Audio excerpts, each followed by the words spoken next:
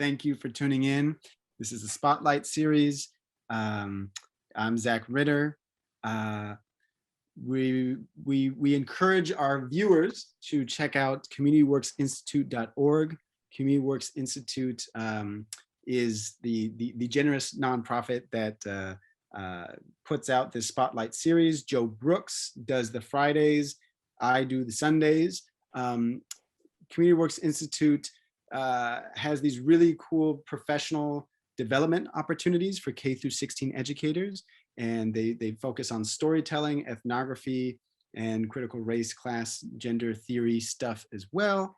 And they bring the community to the classroom and the classroom to the community, and are doing some really cool stuff during this virtual pandemic era that we're in right now. So please go to communityworksinstitute.org to check out professional development opportunities, as well as a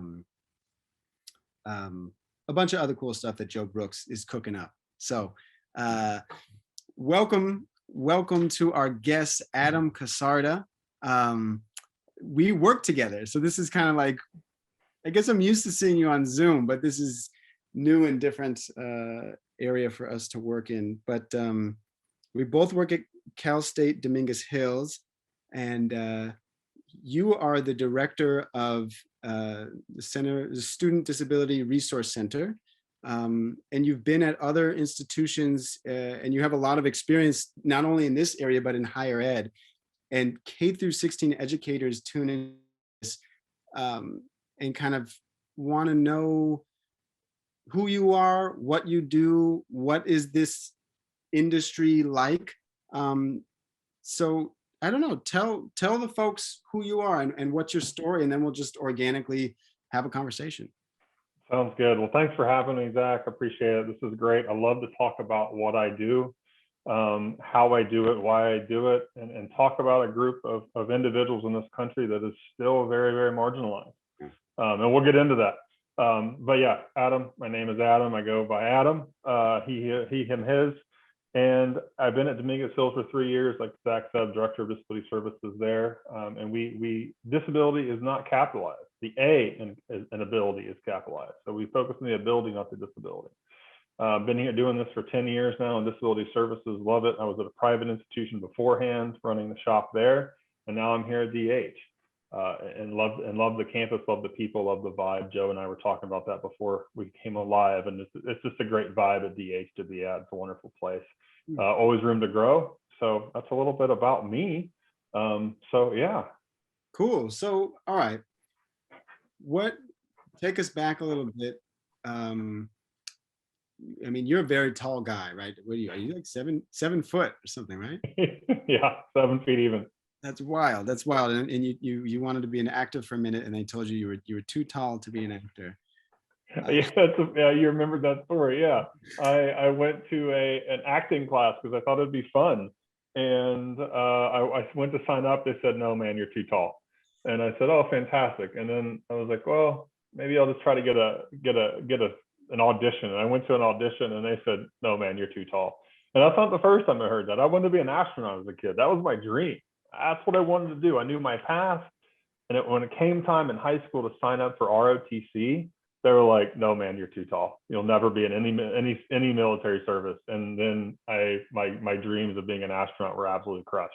And now we've got master's degrees in psychology, and I work in higher education. So, but I found my path. I think that's what's all important.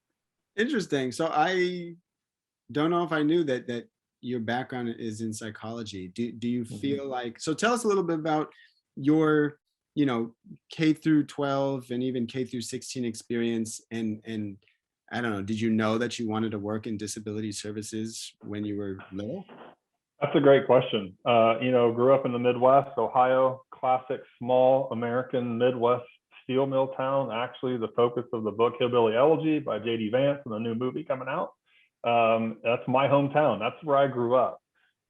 Very, just a classic Midwestern steel town, like I said. My mom was a school teacher. My dad was an engineer at the steel mill, like most kids, because their parents worked the mill. That was the biggest source of, the biggest industry there in the city. My mom was a teacher, like I said. She worked at a different school district. I had no idea that I wanted to work in higher education or be a psych major or a psych professional at all. I always wanted to help people, though. Thought I might, after the whole astronaut thing didn't work out. I was like, well, what else can I do? And I was like, oh, maybe a doctor. I'm like, oh, I don't like blood that much. Ended up being kind of lost, turned into mechanical engineering and made it a semester and went, I don't like this. I like people too much.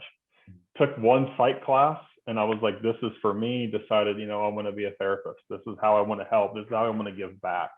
But at the same time, during my childhood, my parents always volunteered either by their time, money, resources, whatever it might have been. So that was always instilled with me to give back, help others that are less fortunate, whatever you can do. And that was really instilled in me pretty early on. And then, my dad, he was significantly disabled for many years of his life. He had cancer, had a lot of negative effects. So I saw how people treated him because he was disabled, from work to from the world to everything. They thought of him as less than or incapable of because of the way he looked.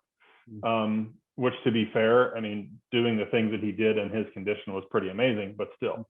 Fast forward to college, bachelor's degree in psychology from University of Kentucky. Loved my time there, go Wildcat. And then it was time to go to grad school. You can't do anything with a psych major if you want to work in psychology. I wanted to work in psychology, so I started my master's in counseling psychology. Loved it, loved helping people, but at the end of the day, I had a real hard time turning it off at night. So working with some significant cases of abuse and trauma, I just couldn't turn it off, and it was affecting me negatively. So I needed to pursue something else. I ended up finding industrial and organizational psychology. So helping businesses, same sort. So I moved out to California, get my master's in that. And during that time, I needed a job, right? Poor grad student. I needed a job, and a job opening opened up at my university, at Alliant International University down in San Diego. And it was part student services, so helping students with like financial aid, registrar, student affairs, and then 50% was disability services for the campus. And I was like, well, shoot, I've got my master's in counseling, like that fits the bill. Like, this is something I could be interested in. Long story short, here I am 10 years later, completely, my path in life has gone circles, and now I've finally found my path and know exactly where I want to be, and that's within higher education. I don't think I think my story is not very dissimilar from other people. Very few people go, you know what, in high school, like, I want to work in higher education. Not many people say that, right? They fall into it, either from an experience in college they had working with student life or fraternities or being an office assistant, something, they fall in love with it. And that's my case. I fell in love with higher education. So that's kind of a roundabout. My path is on loops, backtracks, you name it. But here I am, and I'm here to stay. Well, we're glad that you did that. With your father, did that have a happy ending, or was that a lifelong thing? So he was diagnosed when I was in middle school with a really aggressive form of cancer, given less than a 2% chance to live, really aggressive treatment, miraculously survived. Somehow the cancer was cancer-free for the rest of his life, but really the damage from the treatment is what gave the long-lasting effect. So he had a trach in his throat, he had a feeding tube, things like that, and he lived for 16 years after his diagnosis, which is, nobody expected that. And he actually died from a stroke, not from anything related to his cancer or probably his treatment, but he passed at 60. But up until then, he was doing his thing, building sheds in the backyard and woodworking projects, and driving his boat on the lake, which is something we did growing up. He was still very active despite the fact of being significantly disabled, and inability to work or eat or things like that. So yeah, it did not have a happy ending, of course, but no story frankly has a happy ending, right? Most stories end tragically in some point, in some way or fashion. But his experience really has shaped me as a man, as a father, as a worker. It's really shaped who I am, to be honest with you. I've learned from him, like, anything is possible. Mm. You know, I mean, to go from a 6'4" man at 240 pounds to go down to 160 or 140 pounds, you know, and still doing the things that he can and live and have the outlook on life that he did, despite the mounds and mounds of stuff that were dumped on him. It's really given me, you know, strength and courage to move through this life the way I have been. Wow. Wow. Yeah, I can only imagine what he was like, because I see the way that you move through the institution and you have a real tact with people, and you have this kind of like, everyone's a big family, and some of the people in our family are annoying as heck, but you still got to deal with them in a certain way, and there's other folks in the family that are really, really cool, and you can let your guard down. So I see how you just move through the campus, and you're one of the main people that I know that you walk down, you know, the main drag, and everybody knows you, and they're like, hey Adam, what's going on? And you're not only like, hey, nice to see you, you're like, hey, so about your student, this is the updates, this is the, you know, it's kind of this like, I don't know, ministry of service. You're just all over the place in a good way.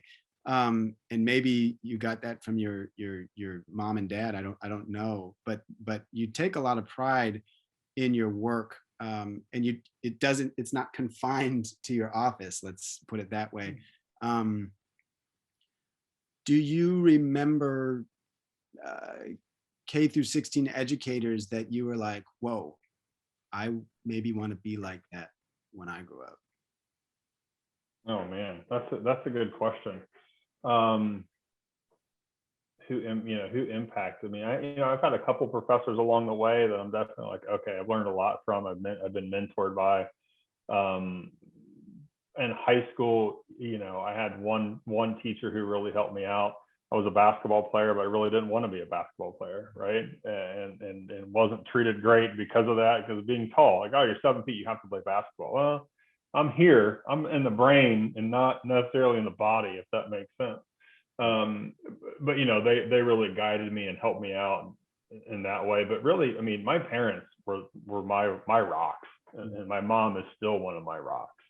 That is who really guided me. And looking at my mom, and you mentioned how I am on campus, I think that comes from my mom too. My dad was, people knew my father, especially at Lowe's Home Improvement, because he was always doing projects. They knew him by name. But my mom was the social butterfly. Everybody knew her high school. And I think that's where I get that from, that social kind of thing. My dad wasn't antisocial, but he was antisocial at the same time because of his illness, because he couldn't actually communicate. You know, he could not really talk that well. You could in close, you know, you could hear him, but it's busy, you could hear him. But anyway, so that's where that came from. But again, my parents, my friends, my family, you know, a lot of teachers along the way did guide me. In college, you know, I had a few. I had one professor in grad school, my master's, and Bill Stillwell, never forget him. He was a really guiding light a lot of ways, and taught me a lot. But for the most part, I think my parents and really those around me, the students, are kind of what guides me, to be honest with you. So. What was it about that professor or that teacher that was you were really into? He just wasn't what you would expect, right? Again, this is in Kentucky at University of, and you know, he would wear his straw hat, and he was in his 70s, and he had his overalls on, his work boots. He looked like he came straight from the farm, which was great. But yet he's doing research on virtual therapy, online therapy. Now this is almost 20 years ago. And now here we are in Zoom land, and like now it's probably his research is coming in.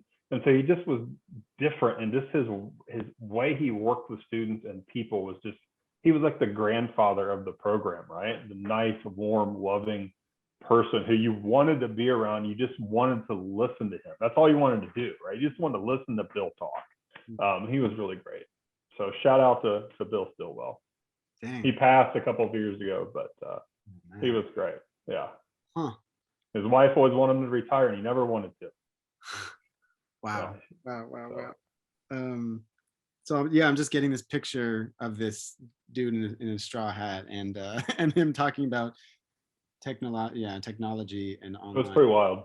Yeah, that is wild. very wild. And I know Joe Brooks, who's the head of Communityworks Institute, would be remiss if I didn't ask about like kind of Appalachia and that type of culture, because Joe Brooks spent a lot of time in Maryland, but not that side of Maryland, the kind of the other side of Maryland. And he has folks in West Virginia. So I don't know, what was the culture like, either in Kentucky or in Ohio where you grew up? What are there misconceptions? I mean, what was it like? Yeah, I mean, Southwest Ohio, Cincinnati area where I grew up, it has a very Southern vibe to it. Southern kind of feel, the Southern hospitality, if you will. My wife was really surprised by that when we went back, when she went back for the first time. She's like, it feels like I'm in the South, because she went to Arkansas for college, even though she's from California. And so she's like, I feel like I'm in Arkansas with the vibe. The Appalachian culture is not a huge piece in my hometown, but we come from it. When people immigrated, to the United States, they came to the Appalachian area. And then when it got tough, they escaped, quote unquote. They got out and they moved to Kentucky, Southwest Ohio, to get away from it for more opportunities. And that makes sense. And my family is very much that. My mom's side did the exact same thing, from Eastern Kentucky to Central Kentucky to Ohio. My dad was, 100% Czechoslovakian. He's Czech. And so my grandparents immigrated here. And so, and moved to Cleveland, which is a high population of Eastern Europeans, at least back then it was, and it still is. So go ahead. Is this before or after World War One? After. Okay. After. So there's all those pieces. Now in Kentucky, when I went to Lexington, yeah, we definitely heard about Appalachian culture and how it's marginalized and people don't talk about it. It's not part of the national picture, even though that area of the country, which is huge, it's 2,600 miles long from northern Georgia all the way into the East Coast. It has really significant poverty rates, high government benefit rates. It has its problems over there, and it's just out of focus. People don't talk about it, and why don't we talk about it when it's there? I mean, really high poverty rates, low education, low high school graduation rates, probably one of the lowest in the country. But why aren't we talking about that? Because it's West Virginia and nobody cares about West Virginia, or because it's white, because it's mainly white? Is that why people don't want to talk about it? So we can't forget about that. I'm not saying that area is any more or less important. We should just focus on it as well. It should be added into the fold. Right. And that's the thing that we were talking about before we jumped on about Fred Hampton and Judas and the Messiah. Is one of the geniuses of Fred Hampton was bringing together Appalachian whites, right? That moved to Chicago and saying, we're both suffering from police brutality, bad education, bad healthcare, bad housing. Let's team together and fight some of these things so that all of us and our kids can have better lives. And I think you're right. There's the narrative is lost sometimes because, unfortunately, our systems or whatever, our media, whatever it may be, pits certain groups against each other, whereas we would have a lot more power if we teamed up together and fought some of these economic oppressive things. And it's race and economics.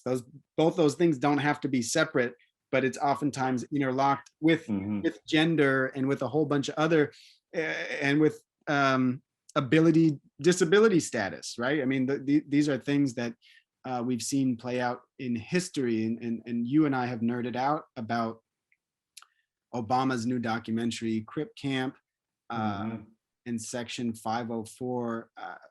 I know we're going a roundabout way, but just tell folks a little bit about what is ADA, Bush 1, how did this kind of come about, or anything you want to say about ADA, but also I think prior to that, say a little bit about Section 504, because folks don't really know about that. Yeah, that's a good point. They don't. And it kind of goes back to my first point about being a marginalized community, right? The disabled community, it is a community. You know, people might not want to participate in it, but it's still a community, and it's one of the largest minorities in the country. And it can go across anybody, right? Any race, ethnicity, religion, SES, it doesn't matter. Everybody has an equal chance of being in this community. It's about 20% of the nation. That's a huge population is considered disabled, right? By the legal definition. And it's unique because you can move into it at any time in your life. I could wake up this morning and be perfectly fine, and then I walk down the road, I get in a car accident and something happens. And then guess what? I'm part of that community. It's unique in that sense, but it's still marginalized. People don't want to talk about it. I challenge educators in saying, our office is one of the few legally mandated things a campus has to have, right? We have to have disability services in some capacity. It might not be an office, it might just be one person tasked with it, but we have to have it, right? If it wasn't a legal mandate, would we have that office? Interesting. That's how marginalized this community is, and nobody wants to talk about it, right? Everybody has a deficit mindset, and when somebody with a disability does something, they're amazed by it, right? Like, oh, you're a wheelchair user and you can get married and have a job and drive a car and have a child, and did you have it the normal way? I mean, those are questions people ask. Those microaggressions, those sort of things, that's still happening today. But back it up. I mean, you have to know the history. We do it through my office. I created an Ability Ally program, and it's talking about what disability is, what it's not, how you can help and be an ally. And really, through when I met with Terrence Roberts, I had the opportunity to do a conference with him as we were on a panel discussion. And Terrence Roberts, for those of you who don't know, which you should, was a member of the Little Rock Nine, who was one of the first 9 African-American students to go to the Little Rock High School after desegregation. And we were talking about allyship, which it's coming across campuses. And he doesn't like the word ally, because in the pure definition of ally, it's somebody who helps you when you're in need. And that's it, right? They have your support.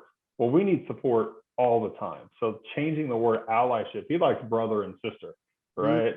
Disability brothers and sisters, something like that. So anyway, we have this program and we talk about the history of disability. And that's important. In order to know your roots and where you've come from and how to go forward, you have to know where we came from.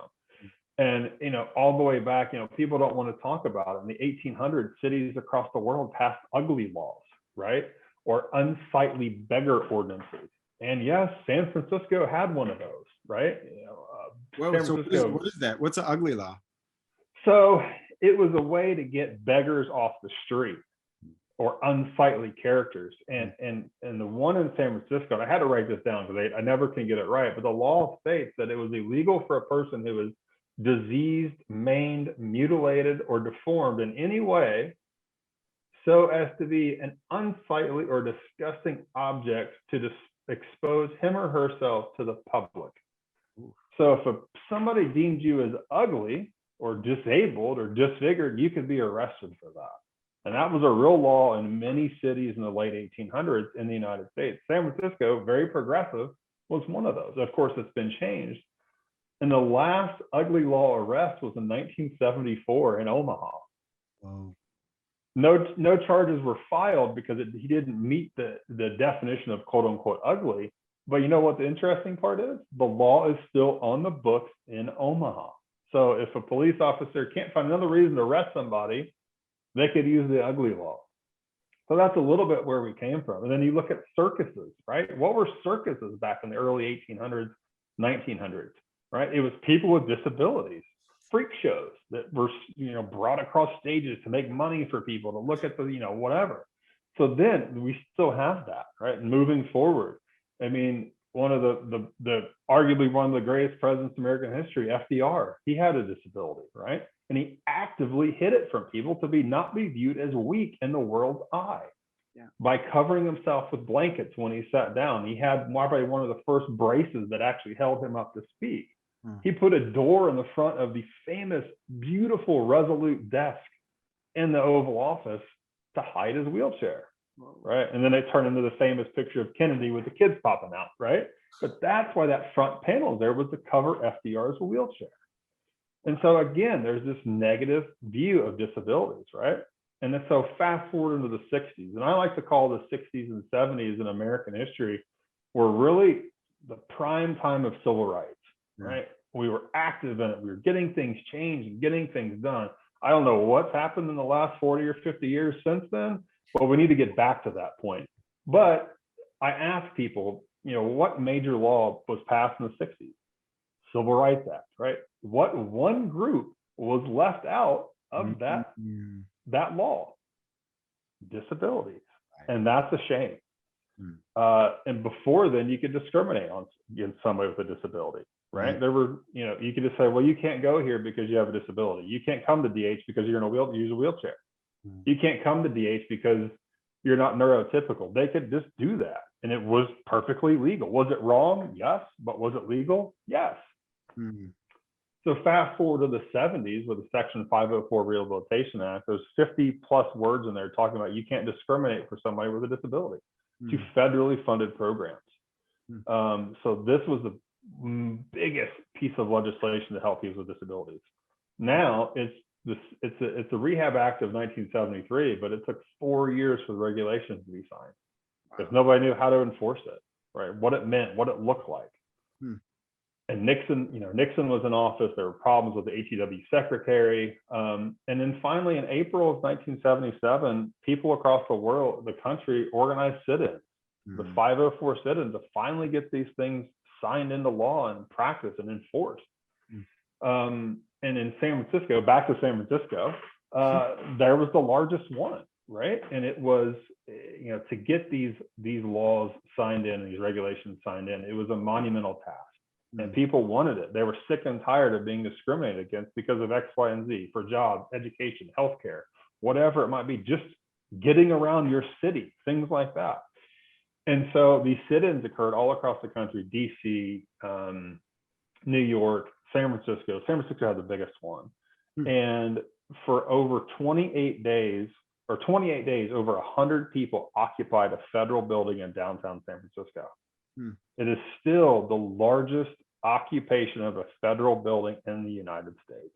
28 days, people did not leave.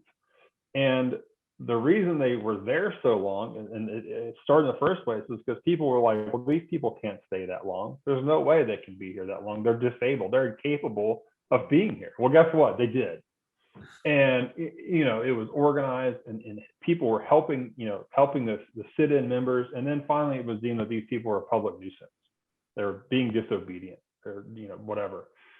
And so McDonald's and all these other companies drew back because it was a negative light. Well, guess who stepped in? The Black Panthers. And we talked about Bobby Seale before we popped on today. And Black Panthers were instrumental in getting these 504 regulations signed in. They were originally there to help a young unknown man who was major player in the Black Panthers, but also in civil rights in general, Brad Lomax. And he had MS and he used a wheelchair, and they were there to feed him. But then, and his assistant, and then all of a sudden, they started feeding everybody. They brought hot meals every single day until the end of the protest, because the Black Panthers were not just for Black and African American rights, they were for all civil rights, and they supported it, and they were instrumental. And finally, after 28 days, they signed it. Luckily, there's a great video. If you watch you YouTube 504 sit-in, there's a great video on it. It talks about everybody there. One of the big proponents, Judy Heumann. And again, we don't talk about disability rights activists, right? Judy Heumann, Brad Lomax, they were huge. Judy Heumann still around, still does great work. She worked under Obama and Clinton for disability rights. And she was a huge person within this 504 sit-in. But we don't talk about that, right? We don't talk about these people because, again, disability has that negative stigma. So that was in 1977, right? But a private school, could still discriminate because they weren't federally funded. And so fast forward to 1992, the Americans with Disabilities Act came around, expanding the definition of disability, helping more people get benefits, because the 504 definition was too stringent. It was too hard to determine. It wasn't wide enough. It was for a select group of businesses, schools, organizations that had to follow this. ADA blew the doors open and changed it. and really open it up to more people. And of course, guess what happened again? It got drafted, it gets passed into law, and there was a delay in signing it. And so we had to do the capital crawl to get these laws enacted and enforced. And so again, you want another good video, type in capital crawl, and you can watch people, about 50 people, throwing down their crutches and wheelchairs and literally physically crawling up the steps of the Capitol in Washington, D.C. To get these, what'd you say? When was that? In 1992. So again, Capitol crawl, 504 sit-in, great videos, great documentaries about these moments in history that people don't want to talk about. And again, that was Bush, Bush 1, Bush Senior. Fast forward to W in 2008. Again, there needed to be some revamping of ADA. So they have the Americans with Disabilities Amendments Act of 2008. So they expanded the definition again, made it easier rather than trying to limit, what it was or try to describe all the disabilities that followed it. It was just, substantially limits one major life activity. And what is a major life activity? Well, pretty much being human, right? Eating, learning, sleeping, driving, walking, chewing, whatever it is, sexual reproduction, you name it, that is what's a major life activity. And if something interrupts that, then you're considered disabled. And it also did something interesting where people who were associated with somebody with a disability were being being treated unfairly, or whatever it might be. So like my mother, for instance, was the wife of a man who was significantly disabled. Well, under the new ADA of 2008, that person is protected as well. So if I need to go out for medical appointments for my daughter, I'm not going to be retaliated against that or discriminated against because of that. And that was added in there as well to the 2008 Amendments Act. So brief history, there's a lot more, but that's where we are today. And there's still more work to be done, right? But we're here. And I always challenge again, would my office exist if it wasn't legally mandated? And for some universities, I would say yes, but others, I don't know. I hate to say it, but no. And I always joke when people are like, well, what's your vision? My vision for higher education is not to have an office on any campus like mine, because everything is universally designed. It's universal design and learning. We don't need to accommodate. It's already there physically. It's there. Everything is set up for every student learner and every type of learner. And that just doesn't help students with disabilities. It helps all the other students too, and professors and staff be able to learn in the way that works best for them. So you can't have one style learning for everyone. So that's my vision. That's my lofty vision, is to work myself out of a job. I don't know if it'll happen, but it's one way to go for it. I love it. I love it. I did a lot of work in diversity and justice spaces, and some folks have said, yeah, the end goal is to not have those, Latinx centers and Black centers and Asian American centers, because that would be progress. But I see some universities jumping the gun way too quick. I had the privilege of visiting University of Sydney, and I was just curious, and I wanted to see where the diversity office was, or the diversity, centers were. Oh yeah, we don't have those anymore. We got rid of them because now it's diffused throughout all the institution. And I talked to some people and they were like, yeah, it's kind of BS, because we're not there yet. Obviously, we haven't done all the work that we need to do. And it's unfortunate that they closed down some of those diversity centers. So, but I hear you, that is aspirational, and, maybe in the future that we can get there. For folks that don't really know what someone does, like, hey, what does the what does the Disability Services Center do? What does a regular day look like, or what are some of the things that you're really excited about that the center does? Yeah, I think with anybody in higher education, we don't have a normal day, right? There's no regular day. You never know what's going to come in the office. So, our mission is to make the university accessible to all students with a disability, right? And we do that by leveling the playing field, by doing accommodations to remove or eliminate some barrier caused by their disability. And that's what we do, right? We meet with students, we figure out what they need to level that playing field and actively work with them. And you mentioned it before about me walking around campus, and I was in a meeting the other day, and somebody said, everybody knows Adam, and I said, hashtag no silos. And it was kind of off the cuff and me being funny, but really that's what it is my office cannot work in a silo. Nobody can work in a silo. My office touches every single unit on campus, as does any other disability service center. Everything from the academic affairs to for classes, food services, talk about food allergies, right? To facilities, to housing, every branch of the campus and the divisions, it hits my office in some way, shape, or form. And we have to work together, and that's the most important part. Because at the end of the day, we're here for students, and to serve them, we have to work together. So hashtag no silos. But right. And so we're always excited. The Zoom time has been interesting to help our students out. Some students are doing great. Some are struggling to get used to it, which is understandable. This is a foreign world to us. We don't understand what it's like to be on Zoom all the time. I know I don't. I get Zoom burnout, Zoom fatigue. So it's helping students understand that. I was talking to a friend of mine who's a clinical psychologist, and he did virtual therapy forever, since COVID hit. And now he's starting to just do phone calls because of the Zoom burnout. Nobody wants to be on Zoom. He was starting to get less and less out of his sessions with his patients and clients, that he was like, no, we got to do something else.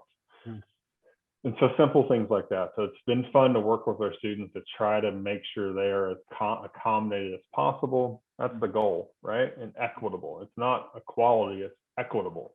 And people think, oh, everybody has to be treated equally. No, it's not the case. It's equitable. It's what works best for them, and what barrier, how do we get rid of those barriers for that single student. And I go back to kind of the golden rule, right? Treat others as you would want to be treated, right? I don't like that rule. I don't, because I might not want to be treated like you treat yourself, right? I want to be treated the way I want to be treated. So the platinum rule: treat others how they want to be treated. So again, that goes back to the equity mindset of giving people what they need, and it's very personal in nature. So my office takes a very personal approach to our working with students. There's no binder that says, oh, you have ADHD, here's your set of accommodations. No, we're going to work through it step by step to see what we can do for you. As long as it's reasonable, let's go. Let's think out of the box. I like that. Do you feel like if you didn't have some of those sleepless nights with the psychological work, would you have stayed in that field? I thought long and hard about that. Actually, I love doing it. I loved working with people, helping them through troubling times. And I tried to look into it. So what if I become, a psychiatrist or something like that? But it didn't give me the same, and I was afraid that I still would have that same negative effect on me. And I couldn't do that. And maybe if I wasn't in my early 20s, it would be different, because again, early 20s, you're not fully developed yet cognitively, right? Studies have shown that. So maybe had I done it now at almost 40, it might have been different, but I don't know. The past is the past for a reason, and we can learn from it, but we got to move on. But I love the work I do now, and I get a flavor of that. Every time I work with a student through an issue or a concern or whatever it might be, I get that flavor. And as my role as a director, I have my advisors in my office that meet with students, but I still take a few under my wing, every semester to work with them, because it's all about connection, right? And sense of belonging. So if I'm at a meeting or I'm at a presentation, a student connects with me for whatever reason, I'm not going to transfer that student to one of my advisors, because then you have transfer shock. You have, they've got to go through their whole story again so they can work with me. And I can support them as best as possible. So I do that for a few students that have that connection. They come in, they talk to me. That's it, because of an email I sent or a phone call or whatever it might be. So I work with those students. With racial justice issues and gender and economic justice issues, some of those educators try to incorporate those lessons in their family, and if they have children, raising their children, and you've brought your daughter to work, and she's super cute. Do you feel, and super smart, and a celery monster? Do you feel like you are maybe raising your child in a more disability conscious way? I think we're raising her in a more human conscious way, to be honest with you. To be conscious of everything, and one of the things that we're trying to. She's only 3, but she's like you said, she's pretty smart. She gets it. But we're just teaching her to be aware, and it's one of those things of, you might not understand someone or some aspect of that person, but you have to respect it.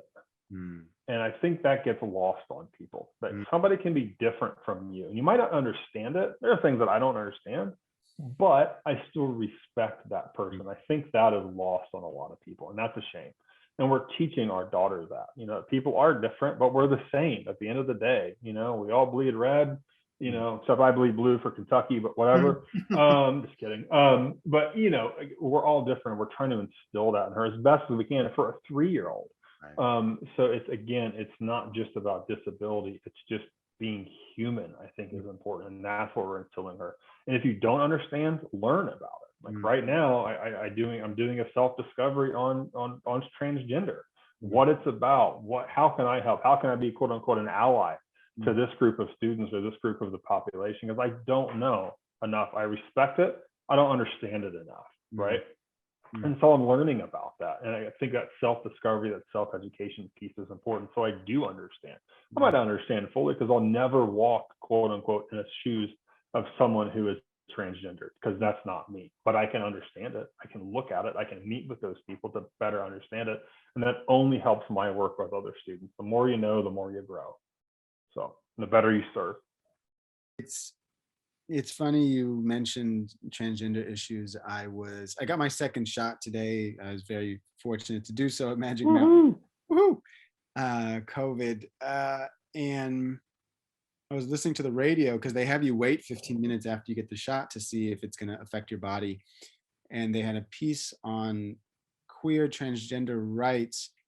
And they were talking about the controversy of Chimamanda Adichie, being asked this question of, do you think that transgender women should be, what was it, kind of like treated the same way as, I guess, cisgender women? And, she's looked at as kind of like a racial and gender justice icon to many people.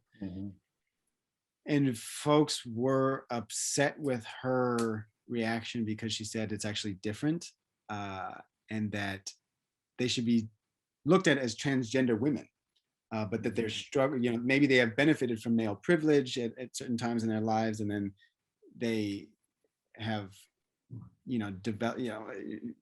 transitioned into becoming a woman. So look at different. I think the thing that I took away from that is the platinum rule, like you just said. Like you can't, like you may have those thoughts in you, in unconsciously. You look at a transgender woman and you're a Black woman, and you're like, well, you haven't experienced the same stuff. We can, I think, and I don't want to correct her, right, and tell her, but I guess I should say, if I was put in that position, it's a tough position. I would say, look, my initial bias is XYZ, but I never walked a mile in their shoes. So, being a man, being born as a man their whole life, and being misgendered and all this trauma, and then you become a woman, all those people in your life so you lose a lot of people in your life because of these issues of all of our transphobia. But I think maybe even more germane to our issue that we're talking about today, in terms of disability issues, is I just watched the Rez Ahmed film Sound of Metal, and he did a lot of research of this is like, these things are an identity, right? And you take them for granted, and you turn on your Walkman or whatever your kid from the 90s, but you turn on your whatever and you're listening to your music, and he's playing music. That's his livelihood. And then, like you said, you become part of the 20%. Mm-hmm. I mean, that is, you that is, you and I can't become, Latinx or Black or some of these other identities, but we can all be kind of We changed. learn to understand and respect, right? And I think that's what we all have to do. And transgender, I mean, Rachel Levine just got tapped by President Biden, to be the first Assistant Secretary of Health, right? Openly transgendered woman, first federal official. This is a monumental day. Do we see this in the news? Do we see the positivity that this happens, that we're becoming a more understanding and developed nation? No, we're still focused on all the deaths and what the past president did, right? Then what's moving forward in the positive things happening. So again, that's pretty monumental for that community, that now can maybe a little bit feel represented within the federal government. So, That's true. Who is that? Rachel Levine. Oh, that's right. From Pennsylvania. Yeah, she was Pennsylvania's health secretary. Now she's assistant health secretary by Biden. So that's right, Rachel Levine. I gotta let you go soon, but something I just want to. I can talk about this all day. I know, man. I know. That's why I love you. We talk about some of the frustrations in our workplace, and you've mentioned something that I think is really interesting, and maybe is a disability services systemic thing. There's this one service that you provide, and it's super freaking expensive, right? And this is the translations. Explain that a little bit to folks, and it seems like, and I don't want to put words in your mouth, but there's some type of industry taking advantage of colleges, because it's like we're talking about hundreds of thousands of dollars per semester. So tell folks about that, who are thinking about, well, diversity centers, disability centers just do this, but tell the folks. Yeah, that's a good point. And our name is such. We're a resource center, right? We're just not there for students. We're there for the entire campus. And yeah, some services can cost very, very, very expensive to put into place, and that's on us as a university to make them accessible.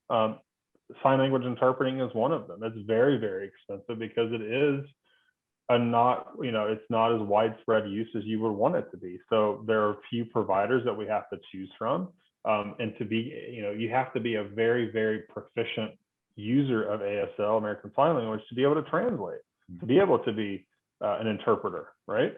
And so it does cost a lot. I mean, the average student is probably about $60,000 to provide interpreting for a student for a year.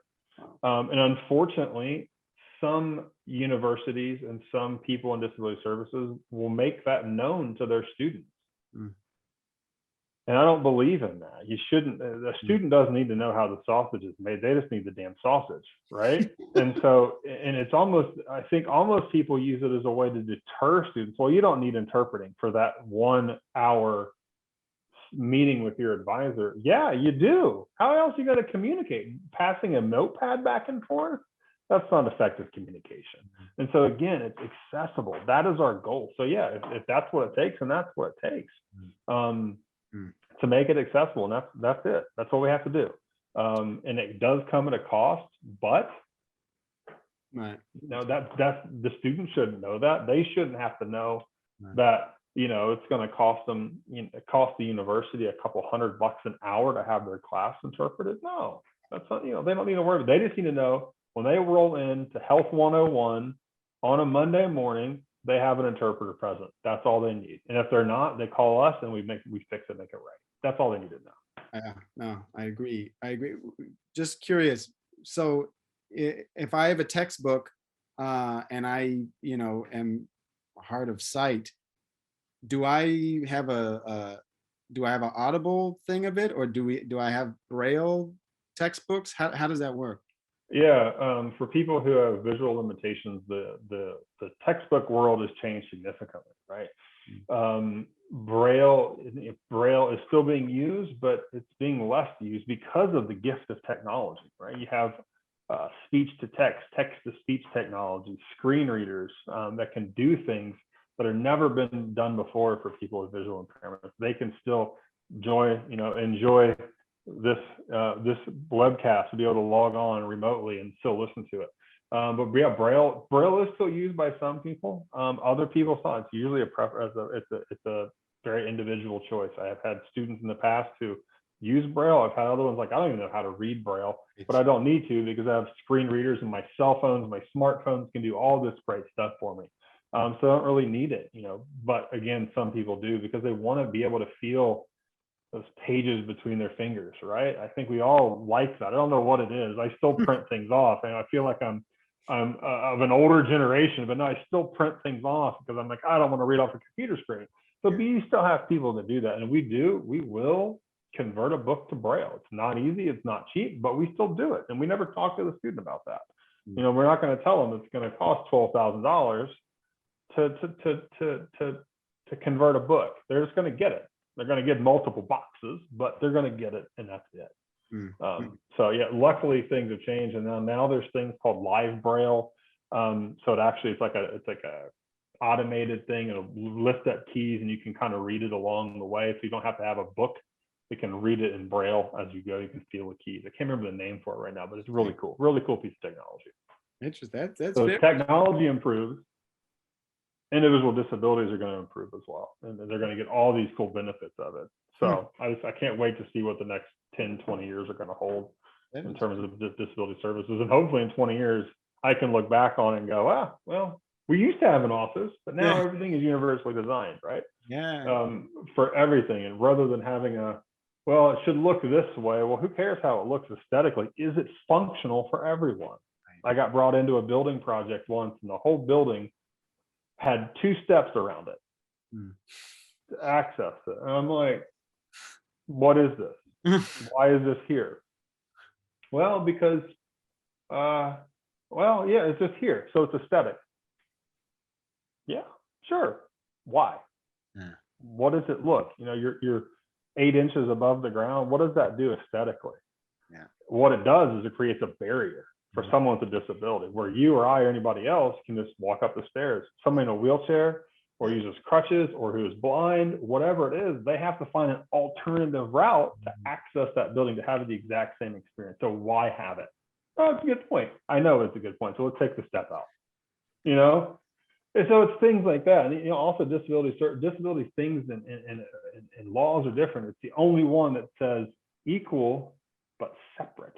Right? They don't have to be the same. They have to be equal, but they don't have to be the same. So, you have a big, beautiful building with this huge staircase, this grand entrance, right, to some building, whatever it might be, and it's beautiful. Well, guess what? Someone who uses a wheelchair or crutches or a scooter or is blind, they can't access it the same. They don't have that same experience. Instead, they have this long path that goes all the way around and takes them out of the way and maybe into a completely separate entrance. It's equal. They have equal access to the building, but it's separate. It is a different experience than those who are able-bodied. So things to think about. So again, there's a lot of work to do in this, a lot of stigma to take away, to get people on an equal footing. Different things to think about. Why it's important.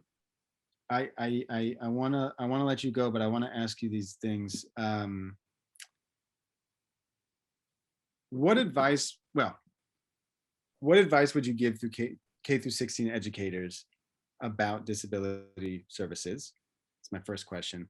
And also just tell the viewers a little bit that we're not just talking about what they think disability services are, because your office also does help students with OCD, ADD, anxiety, maybe even depression, bipolar disorder, right? There's all these different things.